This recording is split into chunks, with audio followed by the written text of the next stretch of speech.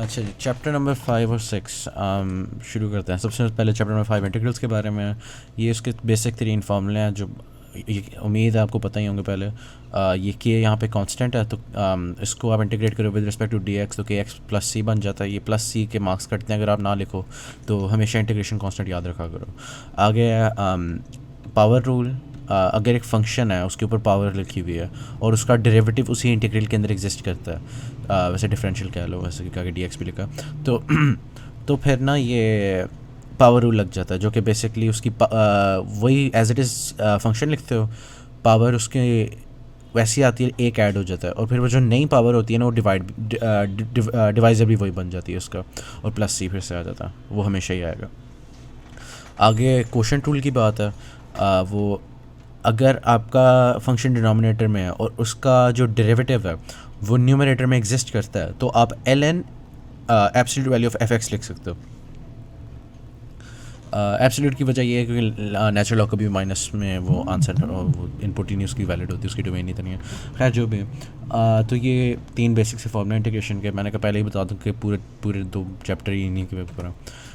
सबसे पहले chapter number 5 के अंदर बात आती है रायमन सम के। रायमन सम बेसिकली ये एरिया अंडर द कर्व निकालने का एक तरीका होता है। आपको एक कर्व दिया हुआ y equals 1 minus x square, और इसको हम देख रहे हैं खाली 0 से 1 तक, ठीक है। अब मैंने इसके नीचे एरिया निकालना है, मेरे पास कोई फॉर्मूला नहीं है, तो मैं ये करूँगा कि मैं ना इसके ना इसके लिए ना छोटे छोटे रेक्टेंगल बना लूँगा और उनका मैं ना एरिया निकाल के ना सम कर लूँगा, तो ये सम हो गया, ठीक है। तो बेसिकली ये बस कॉन्सेप्ट है इसका एरिया निकालने का। अब आप देख सकते हो कि यार ये लाल सा जो है ना बाहर को निकले हुए, ये तो इतना ज़्यादा वेस्ट हो रही है, तो ज़्यादा बताएगा ना असल एरिया से। तो उसका हल ये है कि आप ज़्यादा रेक्टेंगल्स बना लो। जितने ज़्यादा रेक्टेंगल्स बनेंगे ना उतने ज़्यादा एक्यूरेट आपको आंसर मिलेगा। अब रायमन सम्स 2 किस्म के होते हैं, एक होता है लोअर सम, एक होता है अपर सम, ठीक है। लोअर सम के अंदर ना ये देखो आप, हाँ इतनी वैसे याद दीजिए, ये 0 से 1 तक जा रहा है ना, इसके अंदर मैंने 4 रेक्टेंगल बनाए हुए हैं, तो 0 से 0.25, 0.25 से 0.5 वगैरह। तो लेफ़्ट साइड पर अगर आप खाली देखो लेफ्ट वाली डायग्राम के अंदर, तो 0 के ऊपर जो फंक्शनल वैल्यू आ रही है वो ना इस रेक्टेंगल की हाइट है। लेकिन अगर आप राइट वाले पे देखो तो राइट वाला जो ग्राफ है उसके अंदर जो पहली रेक्टेंगल है उसकी हाइट डिटर्मिन हो रही है राइट वाली इस चीज़ से, मतलब जो अपर वाली वैल्यू है, जो ग्रेटर वैल्यू है वो डिटर्मिन कर रही है, जो ग्रेटर एक्स की वैल्यू है वो डिटर्मिन कर रही है कि रेक्टेंगल की हाइट कितनी होगी। तो ये लोअर सम और अपर सम के बीच में डिफरेंस है। लोअर सम के अंदर लेफ्ट साइड वाली वैल्यू डिटर्मिन करती है रेक्टेंगल की हाइट, और अपर सम के अंदर रेक्टेंगल के राइट साइड पे जो है वैल्यू वो उसकी हाइट डिटर्मिन करती है। इसके बाद आ जाता है मिड पॉइंट रूल। ये हमें सर ने पढ़ाया नहीं हुआ था, लेकिन सिलेबस के अंदर वो जो एक्सरसाइज है उसके अंदर इंक्लूडेड है। तो वैसे पहले भी ओब्लीक एसिम्प्टोट नहीं था इंक्लूडेड और बाद में आ गया था, तो ज़रूरी नहीं है कि ना ही आए, तो मैं कहीं भी बता दूँ। तो मिड पॉइंट रूल के अंदर यही है कि जो रेक्टेंगल की हाइट है ना वो डिटर्मिन होती है मिड पॉइंट से। यहाँ पे 0 से 0.25 के दरमियान में 0.125 आ रहा है ना, तो वो उसकी जो फंक्शनल वैल्यू होगी वो इसकी रेक्टेंगल की हाइट बताएगी आपको। तो ये लोअर सम, अपर सम, मिड पॉइंट रूल, ये 3 तरीके हैं एरिया अंडर द कर्व निकालने का। पहली एक्सरसाइज में यही है। अब ये रायमन सम को मैथमेटिकली लिखने का एक तरीका है कि आप ये सिग्मा फ्रॉम आई इक्वल 0 से लेके ये n-1 तक चलेगा। डेल्टा एक्स एक कांस्टेंट है, वो बेसिकली चेंज इन एक्स है और वो हर रेक्टेंगल के लिए इक्वल है। आप पीछे भी देख सकते हो कि ये 0.25 के इंटरवल से किया हुआ है। तो हम करते ही हैं कि फाइनल वैल्यू जो है ना यहाँ पे 1 है, और जो इनिशियल वैल्यू है जो यहाँ पे 0 है, 1 minus 0 divided by number of rectangles, इससे हमें डेल्टा एक्स की वैल्यू मिल जाती है। वो आगे जब प्रॉब्लम सॉल्व करेंगे तब भी पता चल जाएगा आपको। तो आगे जो फंक्शनल वैल्यू है वो एक्स और सबस्क्रिप्ट में आई लिखा हुआ है। तो ये यहाँ पे आप देख सकते हो 0 जो है ये एक्स नॉट है, ये 0.25 जो है यहाँ पे ये x1 हो गया, 0.5 है ये x2 हो गया, 0.7 x3 हो गया, और 1 जो है वो x4 हो गया। तो इस तरह से ही चलता है। तो जो नीचे सबस्क्रिप्ट है उसका ये मतलब होता है। तो बेसिकली ये कह ये रहा है कि मल्टीप्लाई होगी जो चेंज इन एक्स है एक रेक्टेंगल के अंदर, मतलब बेस कह लो, मल्टीप्लाइड बाय हाइट, तो ये बेस मल्टीप्लाइड बाय हाइट हो रहा है, तो ये एरिया निकल रहा है उस रेक्टेंगल का, और उन तमाम छोटी छोटी रेक्टेंगल्स का सम लिया जा रहा है। ये सिग्मा होता है, इसका अगर आपको पता नहीं है तो ये फॉर लूप की तरह काम करता है, जैसे मैंने अभी समझाया गया है। आप देख सकते हो बॉटम राइट स्क्रीन पे अपनी स्क्रीन पे कि यहाँ पे सिग्मा इस तरह का दिखता है। उसके अलावा अगर आपको फिर भी नहीं समझ आई सिग्मा किस तरह से काम करता है, तो ये कुछ बुक के अंदर एग्जांपल्स लिखी हुई हैं। ये सिग्मा के वे के इक्वल्स 1 से लेके 5 तक चल रहा है, तो ये आप देख सकते हो, ये 1 + 2 + 3 + 4 + 5, ये मतलब शुरू में के की वैल्यू 1 होएगी, वो के ऐड होएगा रिज़ल्ट के अंदर, उसके बाद के की वैल्यू 1 बढ़ जाएगी, 2 हो जाएगा, इस तरह से चलता जाएगा जब तक वो ऊपर वाली वैल्यू पर अपर लिमिट तक नहीं पहुंच जाता। इसी तरह से ये ज़रूरी नहीं है कि खाली एडिशन में हम मतलब एडिशन ही होती है, समेशन का ही साइन है मतलब, लेकिन ज़रूरी नहीं है कि हम खाली ए की वैल्यू लिखें, हम इस तरह से भी कर सकते हैं जैसे ये लिखा हुआ है -1 पावर ऑफ के होल इनटू के, तो आप इसका भी रिज़ल्ट देख सकते हो। खैर उम्मीद है आपको सिग्मा नोटेशन वगैरह के बारे में पता चल गया हो।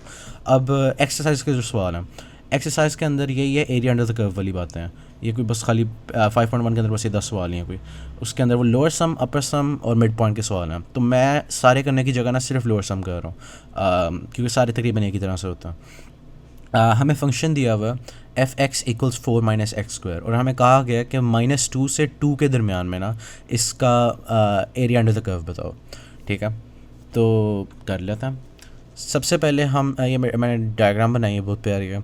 अब आप देख सकते हो कि ये जो है, अगर मैं इसका लेफ़्ट हैंड सम बनाता हूँ ना, वो लेफ़्ट हैंड सम कह लो या फिर लोअर लिमिट सम कह लो, तो -2 के ऊपर वैल्यू 0 आ रही है फंक्शन की, तो उस रेक्टेंगल की हाइट 0 है। अब आप दूसरे रेक्टेंगल को देखो तो उसकी सारी हाइट डिटर्मिन 0 से हो रही है, तो और 2 से नहीं हो रही, तो ये होती है वही वाली बात लोअर सम की, कि मतलब लेफ़्ट हैंड सम की बात हो रही है। तो मैं खाली लोअर सम का कहा था मैं करूँगा, तो ये वही बात है। अच्छा, डेल्टा एक्स जैसे मैंने पहले बताया था, b - a divided by number of rectangles, तो b हो गया आपकी जो इंटरवल है उसकी एंडिंग वैल्यू और a स्टार्टिंग वैल्यू, तो 2 - -2, तो ये 4 हो जाता है, 4 डिवाइडेड बाई 2 2 हो गया। तो हमारे जो तमाम इंटरवल्स होंगे वो 2 2 की में होंगे, तो -2 से 0 0 से 2, ये वही बात हुई है। आगे बस समेशन की हुई है मैंने, वो अप्लाई किया हुआ है रेमन सम, तो 2 से मल्टीप्लाई हो रही है f ऑफ -2 की value plus 2 into f of 0, तो इस तरह से हमें हमें पता चल जाता है एरिया का। तो इस एक्सरसाइज में सिर्फ यही बातें हैं। आगे चलते हैं।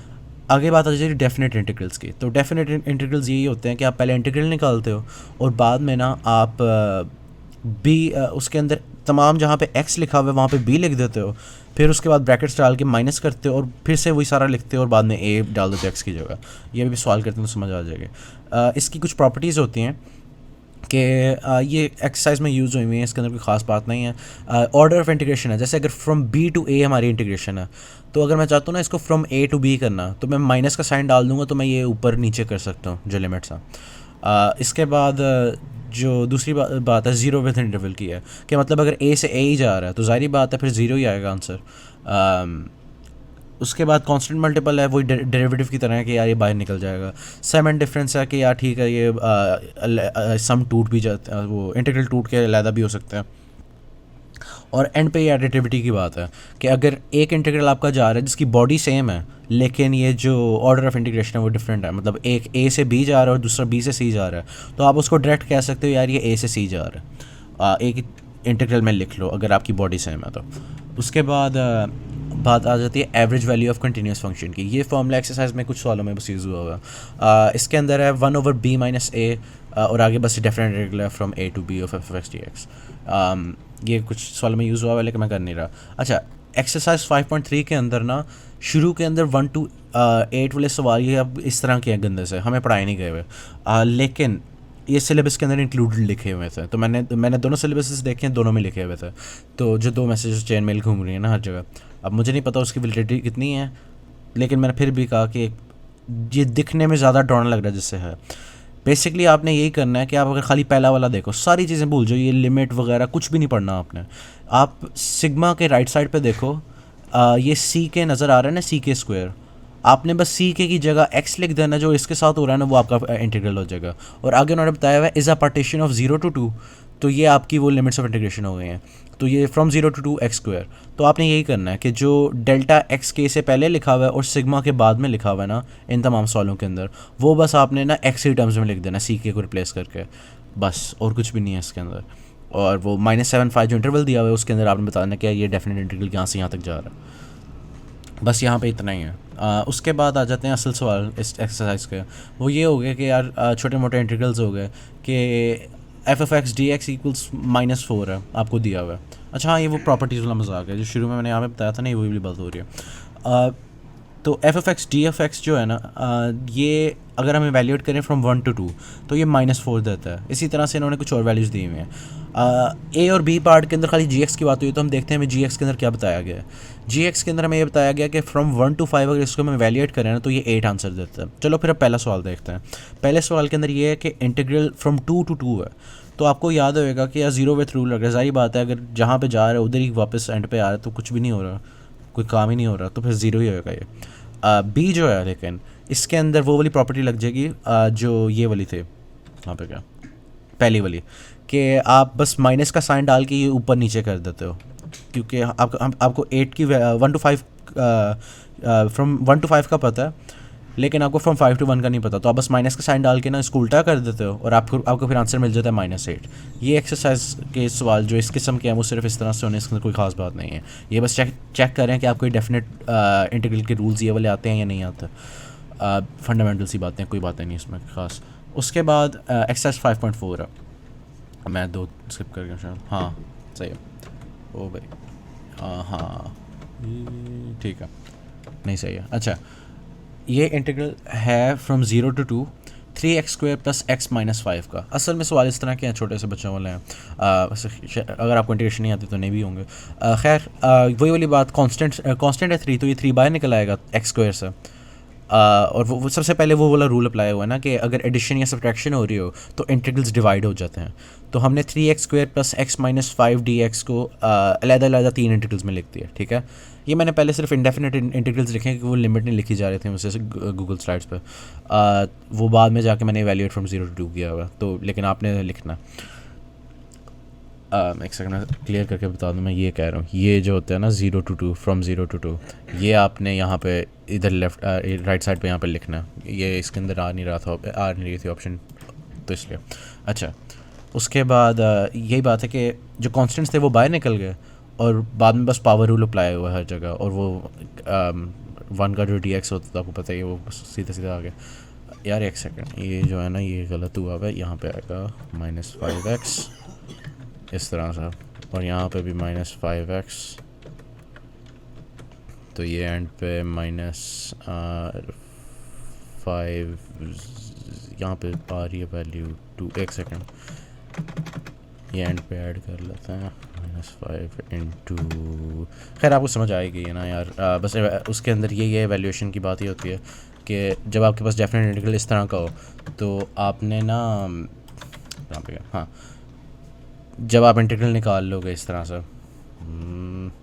आपने x की वैल्यू के लिए a की वैल्यू पुट करनी है, फिर इस सारे हिस्से को, ओ भाई, इस सारे हिस्से को आपने ना फिर ना b से b इसके अंदर b की वैल्यू डाल देनी है x की, और उससे माइनस कर देना। तो ये वही हुआ भाई यहाँ पे। तो x नहीं आएगा, फिर यहाँ पे 2 ही आएगा। अच्छा, और यहाँ पे भी फिर 0 आ जाएगा, तो 10 - 10 ये 0 समथिंग बन रहा है शायद, मेरा ख्याल है। खैर, तो ये बेसिकली ये हुआ कि फ्रॉम 0 to 2 था ना, तो पहले जो एंडिंग वैल्यू है वो पहले आ गई है।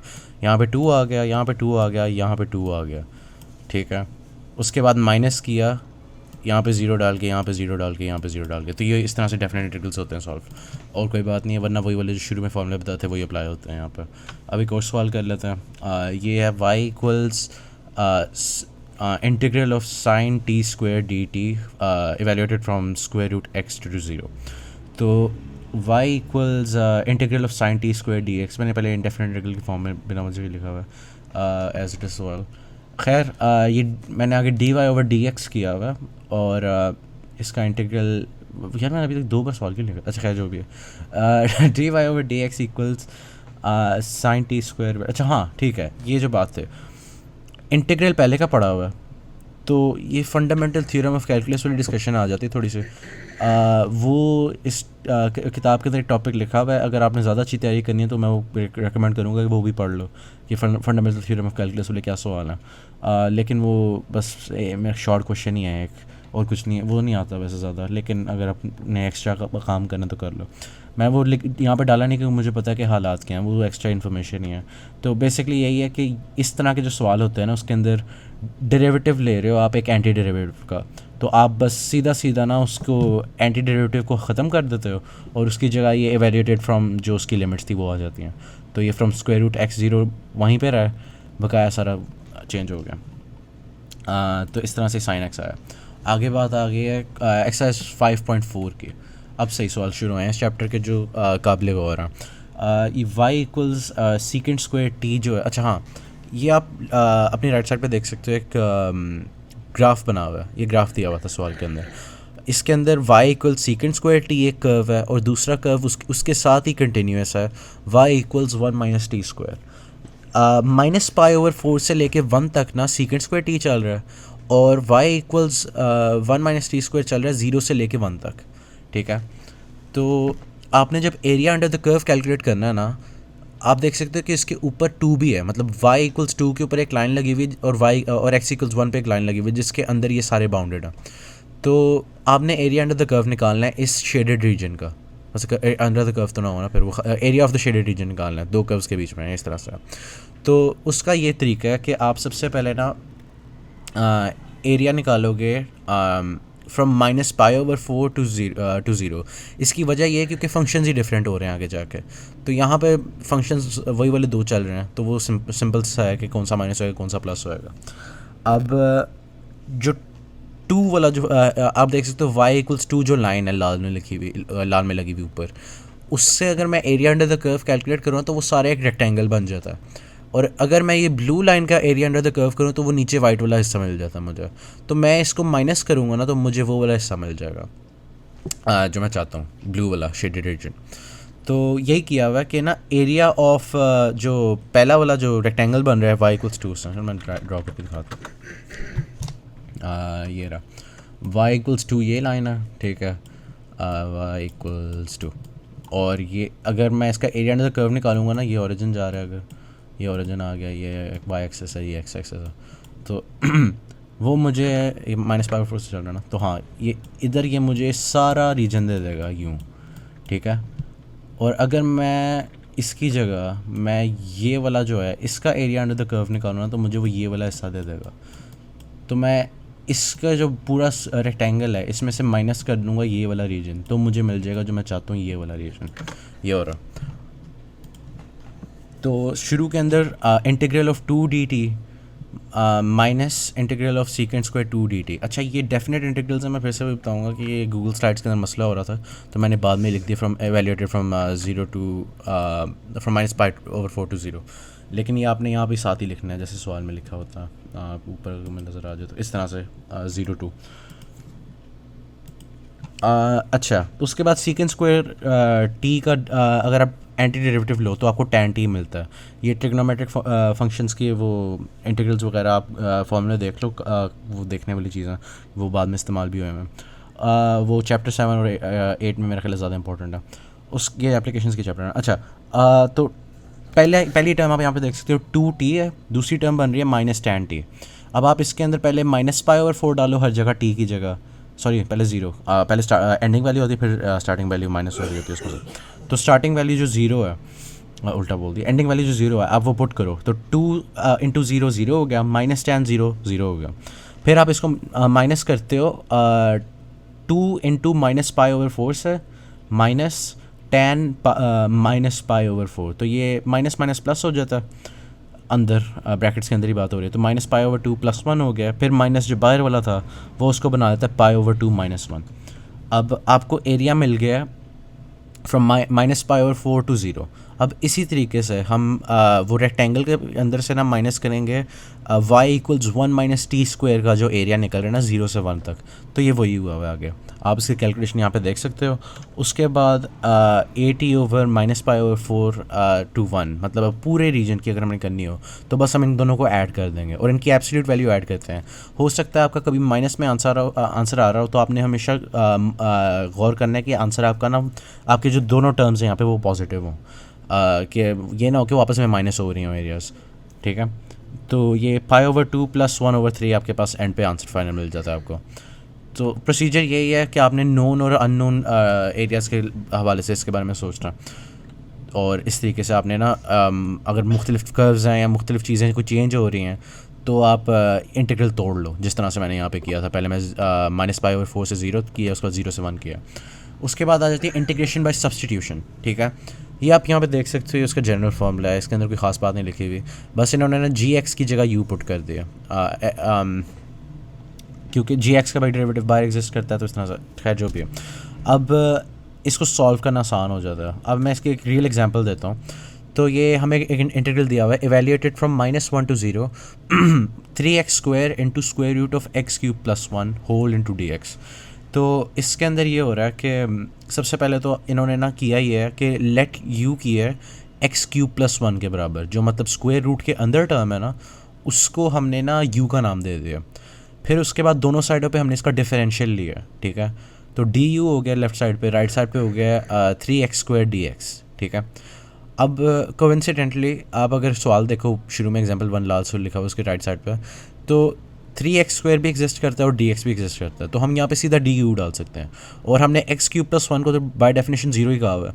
तो अब हम जो पहला स्टेप अगर आप इनके सोल्यूशन का देखो तो ये किया हुआ है कि अब उसकी जगह ना स्क्वायर रूट यू डाल दिया और डी यू डाल दिया। अच्छा, एक यहाँ पे बात गौर करने वाली है कि इन्होंने पहले लिमिट्स थी -1 से 1 तक, अब दूसरे स्टेप के अंदर जब इन्होंने किया ना तो 0 से 2 तक लिखी हुई है। ये क्या इन्होंने किया, इसकी वजह ये है कि जब आप किसी एक वेरिएबल से दूसरी के वेरिएबल के अंदर ला रहे होते हो ना, तो आपको ये जो टर्म्स होती हैं लोअर और अपर वाली, ये आपको ना उस वेरिएबल के लिहाज से करनी पड़ती हैं। तो लेफ्ट साइड पे आप जो बॉक्स देख सकते हो उसके अंदर यही है कि व्हेन x इक्वल्स 1, तो ये हमने लिखा था ना u equals x cube plus 1, तो हमने x की वैल्यू पुट कर दी है।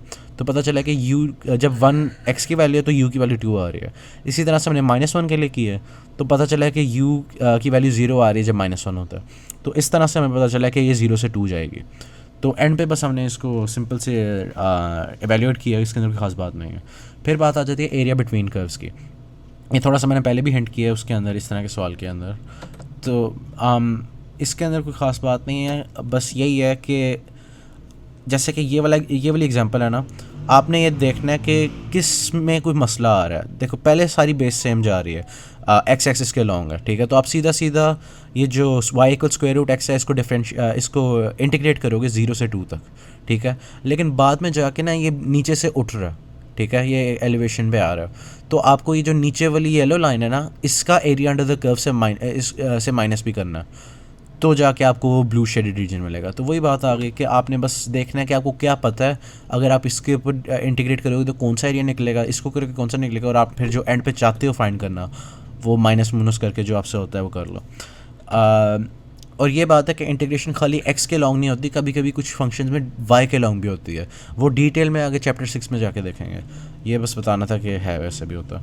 तो ये अब हमें एक सवाल दिया हुआ है, ये 5.6 का, 2 पैराबोलास दिए हुए हैं। एक है y इक्वल्स 7 - 2x स्क्वायर, दूसरा है y equals x square plus 4। अब इसको सॉल्व कैसे करना है?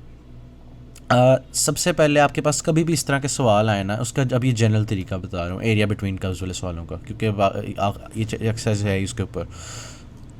सबसे पहले आपने ना जो दो उन्होंने कर्व्स दिए हुए ना, इनको साइमल्टेनियसली सॉल्व करना है। जैसे वो लीनियर इक्वेशंस हम सॉल्व करते हैं ना कि यार 2 इक्वेशंस दी होती हैं एक्स और वाई की, जो बचपन में करते थे, तो एक्स और वाई की वैल्यूज़ निकालो, ये वो वाला काम करना है। इससे हमें पॉइंट्स पता चल जाएंगे कि कि ये लाल और जो नीला पैराबोला है ये किस पॉइंट पे आपस में इंटरसेक्ट कर रहा है। फिर वो जो इंटरसेक्शन के पॉइंट्स होंगे ना, उनके दरमियान में हम इंटीग्रेशन करेंगे ताकि हमें पता चले कि जो इनक्लोज्ड रीजन है उसके अंदर कितना एरिया, ठीक है। तो ये सबसे पहला स्टेप है कि आपने इनको साइमल्टेनियसली सॉल्व करना ताकि आपको वो लिमिट्स ऑफ इंटीग्रेशन पता चल जाए। उसके बाद उसका दूसरा स्टेप है कि आपने ना जो एरिया अंडर द कर्व है ना वो दोनों के कर्व का करना है। मतलब इन दोनों कर्व्स का area under the curve find करना है उस उन इंटरवल्स के लिए। फिर वही बात सब्ट्रैक्ट कर लेना जैसे आपको जो आपके क्वेश्चन की रिक्वायरमेंट हो, इस तरह से होगा ये सवाल। तो आगे बात है एक्सरसाइज 5.6 हो गया। हाँ, अब चैप्टर नंबर 6 शुरू होता है, एप्लीकेशंस ऑफ डेफिनेट इंटीग्रल्स। तो इसके अंदर ना वही मेजर किस्म के सवाल 3 है, ठीक है। एक है डिस्क स्लैश वॉशर मेथड, दूसरा है शेल मेथड, और तीसरा है आर्क लेंथ वाले सवाल। वो तीसरा तो छोटा सा मजाक है, उसको भी अब बेशक मिस कराओ, वो एंड पे छोटे से मैं बता दूँगा। सबसे पहले वॉल्यूम बाय स्लाइसिंग का कॉन्सेप्ट है जो इस पूरे चैप्टर की बेस है। तो वॉल्यूम बाय स्लाइसिंग बेसिकली ये है कि अगर मैं एक सिलेंडर, ये मेरे सामने पड़ा हुआ है, इसका एक छोटा सा स्लाइस लेता हूँ, ठीक है। इसका मैं एरिया निकाल लेता हूँ, ये जो सर्कल का आ रहा है, और ये डी एक्स है, ठीक है, ये छोटा सा जो चेंज है एक्स के अंदर, इसको मैं इससे मल्टीप्लाई कर देता हूँ ना, तो मुझे वॉल्यूम पता चल जाएगा इस छोटे से स्लाइस का जो राइट साइड पे मैंने अलग करके ड्रॉ किया हुआ है। अब अगर मैं इन तमाम छोटे छोटे स्लाइसेस को ऐड कर दूँ, ठीक है, तो मुझे इस पूरे सिलेंडर का मिल जाएगा। तो ये इस तरह से लिखते हैं v equals integral of A F x D x. ये लिखने का मैथमेटिकली तरीका ये है, ये बात इतनी लंबी कि इंटीग्रेशन तो होती है असल में, बेसिकली सम ही है ये, छोटे छोटे हिस्सों का सम। तो A of X equals pi R square, ये मतलब सर्कल के एरिया का फॉर्मूला है। तो अब आप यहाँ पे पुट करते हो v इक्वल्स, ये मैंने बस डिराइव करके दिखाया हुआ है कि इस तरह से आप सिलेंडर का भी वॉल्यूम डिराइव कर सकते हो। ये सबसे बेसिक सवाल है, ठीक है। इसके अंदर r कांस्टेंट है, कुछ भी चेंज नहीं हो रहा। लेकिन आगे जाके ना ये इतनी सिंपल 3D शेप नहीं मिलेगी आपको, आगे जाके ना इस तरह की शेप्स मिलेंगे कि मतलब जितना आप आगे जा रहे हो उतनी चीज़ें चेंज हो रही हैं, एरिया चेंज हो रहा है। तो अब इसका क्या करना, इसके अंदर भी वही काम होएगा। इसके अंदर ना सबसे पहले ये आप देख सकते हो पिरामिड टेढ़ा पड़ा हुआ है, ठीक है। आप जब x इक्वल 0 पे हो तो एरिया आपको नज़र आ रहा है कुछ भी नहीं है, वो पॉइंट है बस एक, और आप x इक्वल्स 3 तक ये जा रहा है, ठीक है, जिसके ऊपर इन्होंने आपको मेजरमेंट्स दी हुई है कि इसकी एक साइड की लेंथ है 3, और ये एक स्क्वायर बना रहा है, आपको नज़र आ रहा है। अब अगर आप नीचे से खाली देखो ना तो एक नीचे स्क्वायर बन रहा है उस साइड से पिरामिड के बॉटम पे। तो ए ऑफ एक्स जो हमने निकालना है ना क्रॉस सेक्शन का, जैसे हमने यहाँ पे छोटे छोटे स्लाइसेस लिए थे, इसके छोटे छोटे स्लाइसेस बन रहे थे सर्कल्स, लेकिन इसके छोटे छोटे स्लाइसेस जो होंगे वो स्क्वायर्स बन रहे हैं, ठीक है। तो इनका क्रॉस सेक्शनल एरिया निकालने का जो फॉर्मूला है वो हमें पता चल रहा है कि एक्स स्क्वायर है, क्योंकि एक जो साइड की लेंथ है ना वो एक्स के बराबर है। ये हम देख सकते हैं कि 3 के ऊपर जो है ना एक्स इक्वल 3 के ऊपर 3 है, और 0 के ऊपर ना कोई लेंथ नहीं है स्क्वायर के, मतलब 0 ही है। तो ये सवाल में भी दिया होगा वैसे कि यार इस तरह से जा रही है, वो डिस्क्रिप्शन आपको दी होगी। तो हमने एरिया निकाल लिए इन टर्म्स ऑफ एक्स जो हम चाहते हैं। अब इसको पुट करना है v इक्वल्स डेफिनेट इंटीग्रल जो भी है जहाँ से भी जहाँ जा रहा है of A of x D X, ठीक है। अब ए ऑफ एक्स की वैल्यू पुट कर दी तो ये एक्स स्क्वायर डी एक्स बन गए।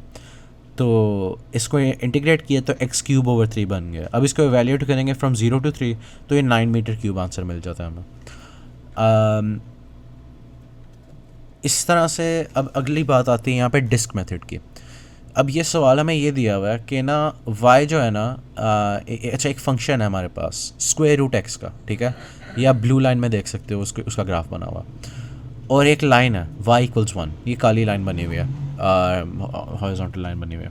इसी तरह से x इक्वल्स 4 भी एक लाइन है, वो लाल बाउंडिंग लाइन है। अब इन तीनों लाइन के बीच में जो एरिया है ना, अगर हम इस एरिया इस रीजन को रोटेट करें अबाउट लाइन y इक्वल्स 1, ठीक है, वो उन्होंने साथ रोटेशन का सिंबल डाला हुआ है। मतलब पहले आपने ये पूरा एरिया अंडर द ये एरिया जो इनक्लोज्ड है ये निकालना है, और उसके बाद इसको रोटेट ऐसे करना है कि एक 3D सी इमेज बन जाए जैसे यहाँ पे दिखाई हुई है। तो इसका वॉल्यूम कैसे हम फाइंड करेंगे ये 3D शेप का? तो इसके लिए जो चीज़ें यूज़ होती है ना उसको डिस्क मेथड कहते हैं। सबसे पहले हम जो सबसे सिंपल काम है, इनको साइमल्टेनियसली सॉल्व करेंगे कर्व्स को निकालने के लिए इंटरसेक्टिंग पॉइंट्स। हमें नज़र ही आ रहा है ग्राफ बना के यार कि ना जो y इक्वल्स 1 है और जो स्क्वायर रूट x है ये इंटरसेक्ट कर रहे हैं एक पॉइंट पे। तो वो पॉइंट निकालने के लिए मैंने y इक्वल्स 1 जो है ना पुट कर दिया, तो 1 equal square root x x equals 1 के ऊपर होता। तो ये हमें पता चल गया कि पॉइंट ऑफ इंटरसेक्शन कहाँ पे है। अब अगले स्टेप के अंदर हम ये करते हैं कि हम वही वाला जो फॉर्मूला है वॉल्यूम बाय स्लाइसिंग का, v equals A from A to B का integral a of x dx। तो अब एरिया जो है ना इसका वो सर्कुलर होगा। जब भी आप इस किसी भी कर्व को रोटेट करते हो ना तो वो एक सर्कल बनाता है। उसकी डिटेल मैं बाद में जाके बताता हूँ, उसकी वजह भी आपको समझ आ जाएगी। तो इस तरह के सवालों के अंदर होता ही है कि आप यहाँ पे पाई आर स्क्वायर डालते हो, लेकिन हमें नज़र आ रहा है कि इस 3D शेप का जो रेडियस है वो फंक्शन की वैल्यू है, ठीक है। तो हम फंक्शन की वैल्यू का स्क्वायर लेते हैं, तो यहाँ पे पाई एक्स आ गया आंसर। लेफ्ट साइड पे आप देख सकते हो ये स्क्वायर रूट एक्स था तो वो स्क्वायर रूट से कैंसिल हो गया स्क्वायर, तो पाई एक्स आ गया ए ऑफ एक्स। अब इसको हम पुट करेंगे volume equals A of x D x के अंदर तो ये पाई एक्स डी एक्स बन जाएगा। पाई कॉन्स्टेंट है वो बाय निकल गया, एक्स डी एक्स को हमने इंटीग्रेट किया तो वो बन गया x square over 2। X square over 2 को हमने एवेल्यूएट किया फ्रॉम 1 to 4, तो ये एंड पे हमारे पास आंसर आ रहा है 15 पाई ओवर 2, ठीक है। अब ये सारा क्या हुआ है, शुरू के अंदर हमारे पास कर्व था, ठीक है। उसके अंदर जो इनक्लोज रीजन था उसको हमने रोटेट किया, ठीक है। तो ये एक 3D सी शेप बन गई है। हमसे पूछा गया है इस 3D शेप का वॉल्यूम निकालो। अब हमने किया ये कि इसके छोटे छोटे स्लाइसेस, जैसे आपको लाल सा सर्कल नज़र आ रहा होगा अंदर बना हुआ, हमने उसका पहले वॉल्यूम निकाला और उसको ऐड किया आपस में। तो ये जो उसका वॉल्यूम निकालने का तरीका है वो ए ऑफ एक्स डी एक्स है, और जो छोटे छोटे पीसेस ऐड करते हैं वो डेफिनेट इंटीग्रल का साइन कर देता है काम। तो अब इसकी डिटेल देखते हैं डिस्क मेथड में। अच्छा, ज़रूरी है क्या कि अगर मैं कुछ रोटेट करूँ ये सर्कल में ही आंसर दे? ये मतलब आपको नज़र आ रहा है ना कि कर्व पता नहीं कुछ और बना हुआ था, यहाँ पे सर्कल बन रहा है। तो अगर कोई इस तरह से शार्प सा हो, कभी भी ऐसा नहीं होगा कि सर्कल के अलावा कोई शेप बने। तो इसका आंसर है हाँ, कभी भी नहीं ऐसा नहीं होगा कि मतलब सर्कल के अलावा कोई शेप बने। अगर आप मतलब y इक्वल्स 1 के लॉन्ग रोटेट कर रहे हो, या फिर आप x इक्वल्स y के अबाउट x एक्सिस के y एक्सिस के अबाउट अगर आप रोटेट कर रहे हो, हमेशा यही होएगा कि सर्कल में बनेगा आपके पास ये क्रॉस सेक्शनल एरिया। तो इसलिए डिस्क मेथड इन सवालों के लिए यूज़ होता है। अब ये फिर एक 3D प्रोग्राम के अंदर मैंने शो किया हुआ है कि एक फंक्शन है जैसे ट्रायंगल वाला जैसा है, इसको मैं अगर एक रोटेट करूँ तो एक 3D शेप बनती है। लेकिन अगर मैं इसको दूसरी साइड से देखूँ ना, जो छोटी वाली साइड जहाँ पर जा रही है, तो मैं अगर एक एंगल से देखूँ तो मुझे वो हर साइड सर्कल ही नज़र आएगी, जैसे कि आप यहाँ पे देख सकते हो वो डिस्क। तो ये असल में डिस्क में ही होती है, चाहे ऊपर जो मर्जी शेप हो इस कर्व की, ये डिस्क ही होएगी, ठीक है। फिर बात आ जाती है वॉशर मेथड की। वॉशर मेथड तब होता है जब आपकी लाइन ऑफ जो रोटेशन है और जो आपका कर्व है उसके बीच में कोई गैप हो, ठीक है। तो आपको एक वॉशर शेप मिलती है। तो आप यहाँ पे देख सकते हो कि मैंने वही ब्लू लाइन लगाई हुई है, लेकिन इस बार मेरी एक्सिस ऑफ रोटेशन के बीच में वहाँ पे गैप है, वो सीधा डायरेक्ट कनेक्टेड नहीं है। तो अब ये हॉलो है अंदर से, ठीक है। तो अब आप यहाँ पे देख सकते हो कि लेफ़्ट साइड वाले बॉटम लेफ्ट वाले पेन के अंदर कि जो इनर रेडियस है उसको हमने छोटे आर से लिखा हुआ है और बड़े रेडियस को आर से लिखा हुआ है। तो वॉशर मेथड वॉशर शेप इस तरह की होती है फॉर रेफरेंस के वो इसका क्रॉस सेक्शन जो होते हैं ना सारे, जब भी कोई भी इस तरह की शेप हो वो सारों की जो क्रॉस सेक्शन होती है वो इस तरह की दिखाई देती है वॉशर की तरह के।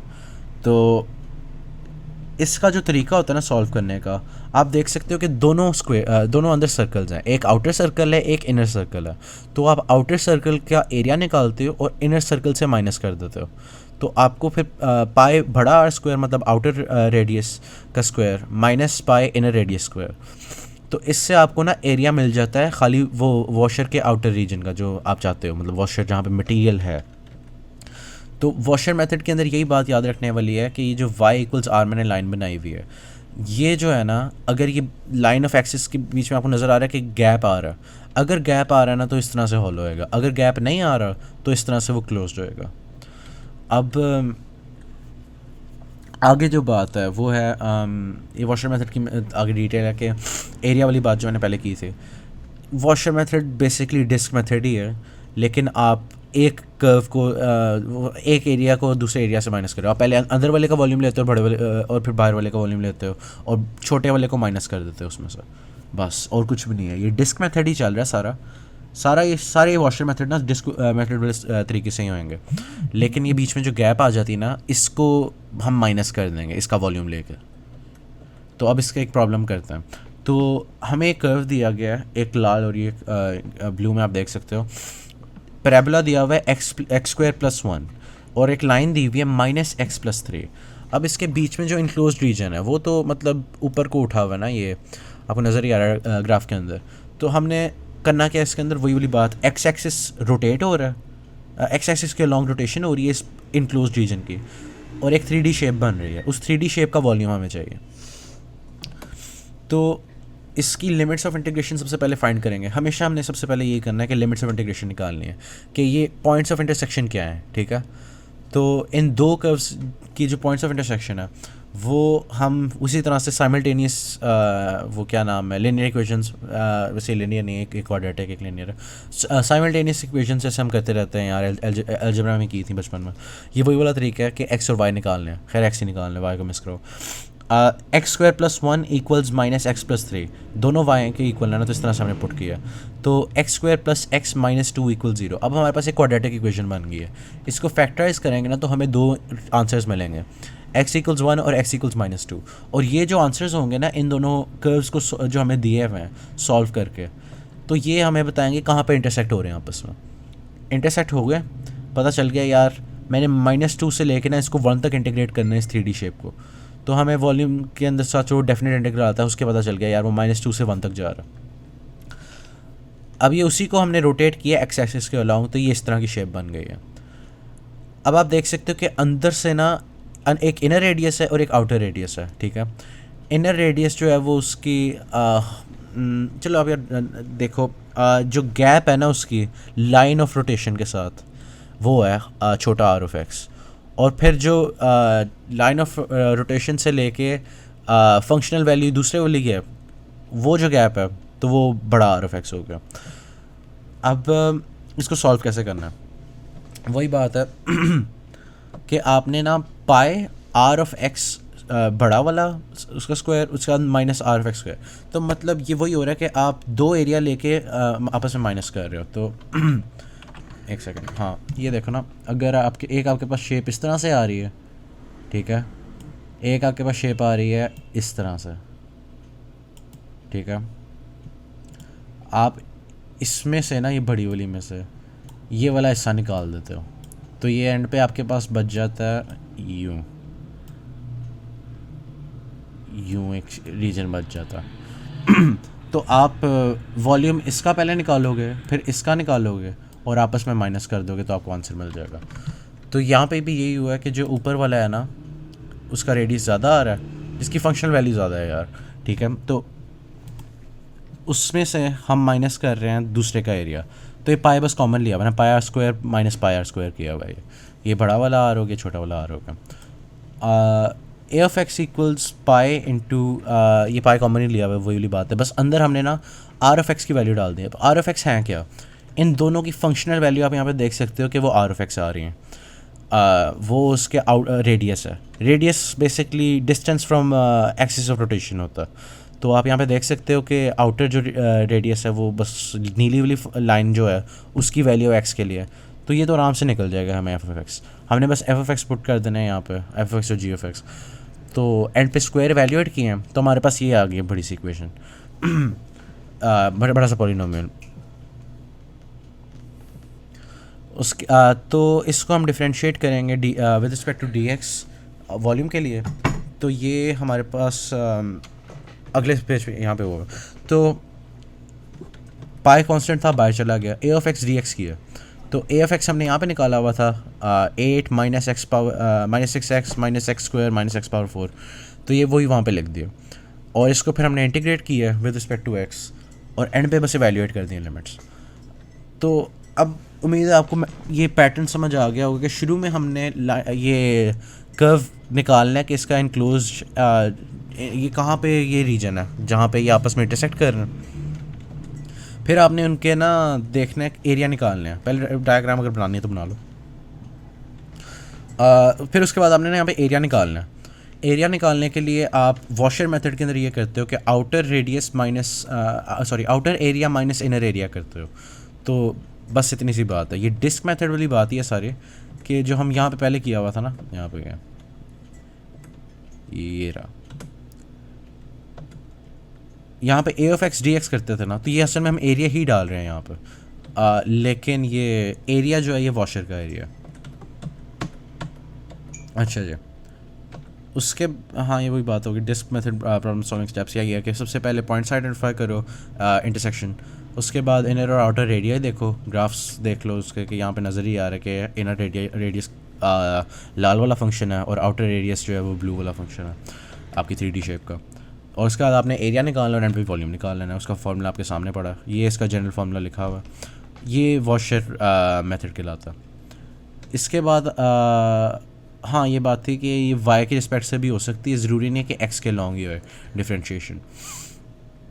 तो ये आप शेप देख सकते हैं कि उसने कहा कि यार एक्स एक्सिस की जगह ना मैंने वाई एक्सिस के लॉन्ग रोटेट किया, तो अब इसका निकालो, तो इसके अंदर रेडियस भी ना सारा कुछ वाई की टर्म्स में होगा। इसकी वजह ये है कि अब जो छोटे छोटे हिस्से हो रहे हैं ना सर्कुलर रीजन के, वो जो छोटी छोटी डिस्क बन रही हैं उनकी थिकनेस डी वाई है, डी एक्स नहीं रही, क्योंकि डी किसी से पहले हो तो ये मतलब होता है छोटा सा चेंज, तो मतलब वो जो छोटे छोटे स्लाइसेस बन रहे थे वो डी एक्स की जगह डी वाई के हो रहे हैं। तो अब हम ऊपर को जा रहे हैं, तो ये जो आपकी लिमिट्स होंगी ना वो भी फिर वाई की टर्म्स के अंदर होंगी, तो सारा कुछ एक्स की जगह बस वाई की टर्म्स में हो जाता। ये तब होता है वॉशर मेथड के अंदर जब आप वाई एक्सिस के अबाउट घुमाओ अपनी कर्व को, वरना जिस तरह से एक्स के लॉन्ग था तो वहाँ पे एक्स ही आएगा। देखना है किस एक्सिस के लॉन्ग हो रहा है, ठीक है। उसके बाद आ जाता है शेल मेथड। ये हमारे पास एक कर्व है काला वाला जो सीधी लाइन में, तो इसको मैं रोटेट करता हूँ वाई एक्सिस के अबाउट। ये मैंने उसकी एक प्रोजेक्शन बनाई हुई है कि दूसरी साइड पे किस तरह का दिखेगा जब हम रोटेट करेंगे। तो आप देख सकते हो कि ना जब ये 3D शेप बनेगी ना, ये एक मतलब सर्कुलर सा इस तरह से रीजन बन रहा है, सिलेंड्रिकल सी शेप बन रही है। तो ये मैंने उसकी छोटा सा ना इनर शेल लिया, ठीक है। आप इमेजिन कर सकते हो लेयर्स पड़ी हुई हैं, तो ये जो शेल होता है ना, हम इसका एरिया कैलकुलेट करते हैं और इन छोटे छोटे शेल्स का फिर एंड पे हम एडिशन लेके कर लेते हैं, वॉल्यूम निकाल लेते हैं। तो आपके पास इस तरह से जैसे कागज़ होता है मुड़ा हुआ है समझो, तो ये उस तरह से कागज़ मुड़ा हुआ आपके सामने आ गया। अब आप इसको अगर फैलाओगे तो इसकी जो लेंथ होगी एक, वो तो 2πr के बराबर होगी ना, पेरीमीटर के बराबर, और उसकी हाइट के बराबर होगी ये शेल के। तो ये डायमेंशंस हमें पता चल गई अपने क्रॉस सेक्शन अपने एरिया की जो हमने यहाँ पे निकालना है। तो ए ऑफ एक्स इसके अंदर जो होएगा ना वो 2πr h होएगा। तो शेल मेथड के अंदर बेसिकली यही होता है कि ना एक सेकंड में देखता हूँ कोई और अच्छी एग्जांपल है, चलो बस आगे होएगी। खैर पेरीमीटर जो है वो 2πr यहाँ पे था ना, ये जो पूरा घूम रहा है इस तरह से पता चल जाएगा कि आर ऑफ एक्स इस तरह से हम लिखेंगे, और एच ऑफ एक्स मतलब ये एक्स की टर्म्स के अंदर फंक्शंस होने चाहिए। ये आगे फार्मूला वही वाली बात है, ए ऑफ एक्स हमने पुट कर दिया है V equals A of x D x वाले फार्मूले के अंदर, कुछ भी नहीं नया हुआ, ये बस हमने एरिया निकाला है इसके लिए शेल के लिए। तो अब एक प्रॉब्लम करते हैं, इससे हमें ये तो समझ आ जाए। तो ये वही एक कर्व बना हुआ है, ठीक है, और ये आप देख सकते हो एक शेल है। ये जो शेल है ना ये एक छोटा सा शेल है इस तरह से ना, इसका रेडियस ऑब्वियसली फिक्स्ड है, मतलब ये एक नॉर्मल सा सिलेंडर है। एक्स की वैल्यू जो है ना इसकी वो इसका रेडियस है उस पॉइंट के लिए, ठीक है। तो और इसकी थिकनेस डी एक्स है, तो इसलिए जब हम यहाँ पे लिखते हैं तो ये डी एक्स हो गया, और जो शेल रेडियस है यहाँ पे एक्स आ रहा इस प्रॉब्लम के अंदर, और इसकी हाइट हमें पता चल रही है फंक्शनल वैल्यू से। तो आप ये देख सकते हो जो लाल के अंदर जो दो डॉट्स बने हुए इसकी हाइट शो कर रहे हैं कि असल में फंक्शनल वैल्यू के बराबर ही है। तो हम इस पूरी जो रिंग का अगर हम एरिया निकाल लें ना, और सॉरी वॉल्यूम निकाल लें और उन छोटे छोटे वॉल्यूम्स को आपस में ऐड कर लें, तो ये शेल मेथड होता है। ये शेल मेथड का काम क्या है, मैं यही वाला लगा लूँ, वो जो पिछला वाला था डिस्क मेथड, वो नहीं चलेगा, चल जाएगा लेकिन वो कुछ में ना आपको कंपटीशन ज़्यादा करनी पड़ती है, तो ये आपकी ना आपका काम बचा लेता है काफ़ी बार। तो यहाँ पे बात आ जाती है कौन सा कब यूज़ करना है। वैसे तो आप दोनों जगह पे हर केस में दोनों में से कोई भी यूज़ कर सकते हो, लेकिन यहाँ पे बात आ जाती है कि डिफ्रेंशिएशन आपने कब रोटेशन किसके लॉन्ग हो रही है। अगर आपकी रोटेशन की जो एक्सिस है वो एक्स एक्सिस है ना, चलो मैं टेबल बनाया, हाँ, अगर इस तरह से एक्स एक्सिस के लॉन्ग के अबाउट रोटेशन हो रही है जैसे लेफ़्ट साइड पे है, तो आपने बेहतर है कि आप डिस्क मेथड यूज़ करो, क्योंकि उसके अंदर ना वो ये वाली बात है, वो सिंपल सा इस तरह से ही है। यहाँ पे क्या ये यही काम हो रहा है कि A of x D X, area निकाला उस सर्कल का, डी एक्स किया, क्रॉस सेक्शन एरिया का बस हमने निकाला। तो ये बेहतर रहता है जब हम एक्स के साथ करें। लेकिन जब वाई के साथ काम कर रहे हो ना इस तरह से, तो बेहतर रहता है कि शेल्स मेथड लगाना है। तो शेल मेथड के भी प्रैक्टिकल केस की एग्जांपल बाद में आती है। ये बताया हुआ है कि अगर आपका रोटेशन हो रहा है ना एक्स एक्सिस के अबाउट, तो आप अगर डिस्क मेथड लगा रहे हो तो ये एक्स की टर्म्स में होगा, अगर शेल मेथड लगा रहे हो उसी के ऊपर तो ये वाई की टर्म्स में होगा। इसी तरह से आप चलो ये आगे डायग्राम देखो शायद ज़्यादा समझ आ जाए। अच्छा, एक्स एक्सिस है ना यहाँ पे रोटेट हो रहा, तो ये क्या नाम है, जो ब्लू के अंदर आप डिस्क मेथड देख सकते हो, ये सर्कल आपके पास बिल्कुल क्लियर सी सिंपल सी प्रॉब्लम आ रही है, ठीक है, पाई आर स्क्वायर वाला फॉर्मूला लग जाएगा। अब इसी के ऊपर अगर आप शेल मेथड लगाओ तो आपको लंबा काम पड़ रहा है। आपको उसके लिए पहले ये देखो ना, आपको रेडियस निकालना पड़ रहा है उसके शेल का, फिर आपको उसकी हाइट निकालनी पड़ रही है, वो आपको वाई की टर्म्स में सारा करना पड़ेगा, तो वो मुश्किल हो जाता है। तो बेहतर है कि जब एक्स एक्सिस के अबाउट रोटेशन हो रही हो ना तो आप डिस्क मेथड यूज़ करो। उसके बाद आता है रोटेशन अबाउट वाई एक्सिस। अब आप अगर इसके ऊपर वॉशर मेथड या डिस्क मेथड लगाओगे ना तो वो इस तरह से ऊपर को डी वाई के साथ होएगा, ऊपर को जाता जाएगा, तो वो भी काम लंबा हो जाता है, वो मुश्किल हो जाता है। तो बेहतर है इस तरह के केस के अंदर आप शेल मेथड लगा लो, वो बिल्कुल क्लियर सी बात है, आर की जगह यहाँ पे एक्स आ जाएगा, एच की जगह यहाँ पे फंक्शनल वैल्यू आ जाएगी। तो वो इतना लंबा जो काम आपने डिस्क मेथड के साथ करना था तो शेल के साथ करोगे। तो ये है कि आप कौन सा कब यूज़ करोगे। अच्छा, एग्जाम्पल 3 के अंदर ये है कि ना y equal square root x हमें कर्व दिया हुआ है और एक्स इक्वल्स 4 हमें दिया हुआ है। आर ऑफ वाई जो है तो हम अच्छा तो शेल्स मेथड के अंदर यही करते हैं ना, 2 पाई आर एच के हमने पहले सबसे पहले फाइंड करना है। लिमिट्स ऑफ इंटीग्रेशन तो हमें पता ही है, जो हमने सबसे पहले यहाँ पे स्टेप डिस्कस किया था कि यार सबसे पहले आपने वो निकालने पॉइंट्स जहाँ पे इंटरसेक्शन हो रही है, वो यहाँ पे डायग्राम में दिए हुए हैं, तो उसकी टेंशन लेने की ज़रूरत नहीं है। दूसरा जो हमारा स्टेप होता है वो होता है एरिया निकालना। शेल्स मेथड के अंदर एरिया जो हम निकालते हैं, हम शेल का निकालते हैं एक, तो एक शेल का जो एरिया हम निकालेंगे वो होगा 2 पाई आर एच। तो ये इस तरह से एक शेल बनेगा, ठीक है, और ये इस तरह से वाई की वैल्यू के साथ साथ इंक्रीज़ होता जाएगा, ऐसे ऐसे बढ़ते जाएंगे शेल्स। तो एक सेट वाई की वैल्यू की अगर हम खाली बात कर रहे हैं तो इस पॉइंट पे मैं रेडियस निकालना चाहता हूँ और हाइट निकालना चाहता हूँ। रेडियस मैं ऐसे निकाल लूँगा, ये मुझे नज़र आ रहा है कि असल में मैं इस एक्स पे खड़ा हूँ और इस वाई पे खड़ा हूँ ना, तो ये मुझे वाई की जो वैल्यू होएगी ना, यही असल में रेडियस है, आर इक्वल्स वाई, ठीक है, क्योंकि मैं अभी इधर खड़ा हूँ, आगे जाता जाऊँगा मैं इसके ऊपर, सॉरी गलत है, मैं इधर खड़ा हूँ, मैंने ऐसे से ऊपर जाते जाना। इसके अंदर इंटीग्रेशन जो होती है ना, जैसे मैंने पहले बताया था डी वाई के साथ हो रही है ना, तो पहले इधर से शुरू होएगा, फिर इधर से होएगा, फिर इधर होएगी, इधर वॉल्यूम कैलकुलेट होएगा, फिर इधर वॉल्यूम कैलकुलेट होएगा, फिर इधर होएगा, फिर इधर होएगा, ऐसे ऊपर जाता जा रहा है सीढ़ियों की तरह। तो ये एक शेल बन गया छोटा सा, ऐसे करके एक शेल बना, ठीक है, ये एक शेल बन रहा है। इस तरह से जो 3D शेप बन रही है ना, उसके अंदर ये तमाम शेल्स का वॉल्यूम ऐड हो रहा है। तो हम एक शेल का पहले वॉल्यूम निकालते तो एंड पे तो वो इंटीग्रली हमारे लिए सारा काम कर देता। तो हमने इस किसी भी वाई की गिवन वाई वैल्यू के लिए, ठीक है, हमने निकालना है जो उसका जो शेल होएगा ना, शेल तो उसका यहाँ तक जाना है बेस तक, उसका सबसे पहले हमने निकालना है रेडियस। तो रेडियस होएगा वाई के बराबर उस गिवन वाई वैल्यू का, ठीक है, तो ये तो वाई आ गया। उसके बाद हाइट हमने निकालनी है इसकी, तो वो हम देख सकते हैं कि ये है, ये पॉइंट जो है इसका नाम है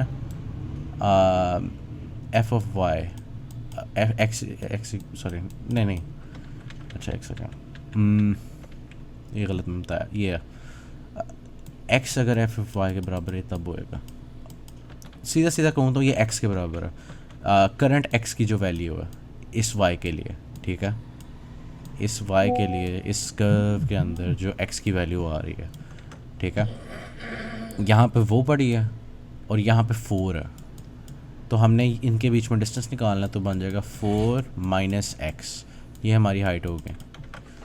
तो एच ऑफ एक्स इस तरह से हो गया 4 माइनस एक्स। अब x की वैल्यू हम पुट करते हैं, हमें दिया हुआ था y equal square root x, तो इसकी दोनों साइडों पे हम स्क्वायर लेंगे तो हमें x का पता चल जाएगा कि x असल में y स्क्वायर के बराबर हो। तो y equals square root x यहाँ पे आ गया। सॉरी वही बाद में फिर से पढ़ रहा हूँ, ठीक है सही है। अब आगे सोल्यूशन के अंदर ये है कि रेडियस तो हमने निकाल लिया कि y के बराबर है, हाइट भी हमने y की टर्म्स में निकाल ली है, तो अब इसको बस y की टर्म्स में फिर डिफ्रेंशिएट कर देना। तो इसके अंदर सबसे पहले मल्टीप्लाई करेंगे, उसके बाद हम सीधा सीधा उनके टर्म्स को अलहदा करके इंटीग्रेट करेंगे और बाद में वैल्यूएट करेंगे फॉर द गिवन इंटरवल, ठीक है। और इसके अंदर वही बात करूँगा कि ये जो इंटीग्रेशन हो रही है ये इस डायरेक्शन में ऊपर को हो रही है, ठीक है। मैं नीट कर लूँ, ये लेफ़्ट टू राइट नहीं जा रही, ये बॉटम अप जा रही है क्योंकि एक्स एक्सिस रोटेट हुआ है शेल्स मेथड के अंदर, तो ये इस तरह से जा रही है। तो इसकी जो इंटीग्रेशन की लिमिट है ये नहीं होगी कि यहाँ पे 4 है यहाँ पे 0 है, इसकी होएगी कि यहाँ पे 2 है और यहाँ पे 0 है, तो ये फ्रॉम 0 to 2 जा रहा है, इसकी ये वजह है। आगे बस बात है आर्क लेंथ के। आर्क लेंथ के अंदर कुछ भी नहीं है, बस ये एक फार्मूला यूज़ होना है, ठीक है। इसके अंदर ये square root 1 plus F prime X मतलब D Y over D X, ठीक है, इसका होल स्क्वायर ले लो तो आपको मिल जाएगा। अच्छा, और जहाँ तक बात है ना बकाया चैप्टर्स की कि यार चैप्टर नंबर 7 और चैप्टर नंबर 8 उसका क्या करना है। चैप्टर नंबर 7 के चांसेस कम ही हैं, 8 मुश्किल लग रहा है लोगों को, उसकी मैं कोशिश कर दूँगा जो लोग पूछते थे उसके लिए।